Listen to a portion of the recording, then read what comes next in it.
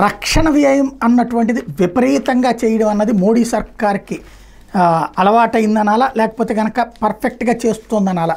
ప్రస్తుతం అయితే రక్షణ రంగానికి అద్భుతమైనటువంటి వ్యయాన్ని చేసుకొస్తుంది. ప్రపంచంలో 4వ అతిపెద్ద దేశం కింద రికార్డు ఎక్కింది. $83.6 బిలియన్, 3.4%. ఓవరాల్గా ప్రపంచంలో 2023లో రక్షణ రంగానికి అత్యధిక వ్యయం చేసిన దేశాల జాబితాలో మన దేశం 4వ స్థానంలో ఇచ్చింది. 2023లో మన దేశం $83.6 బిలియన్ రక్షణ రంగానికి ఖర్చు చేసింది. ఇది జీడిపిలో 2.4%. మొత్తంగా ప్రపంచ దేశాలు చేసిన వ్యయంలో ఇది 3.4%. ప్రపంచంలో రక్షణ రంగానికి అత్యధిక వ్యయం చేస్తున్న దేశం అమెరికా. ఆ తర్వాత స్థానంలో చైనా, రష్యా ఉంది. రష్యా ఇప్పుడు యుద్ధం వచ్చింది కాబట్టి చేస్తుంది. టాప్ 5 దేశాలు మొత్తం వ్యయం $1,481 బిలియన్. ఇది ప్రపంచ వ్యయంలో 61%.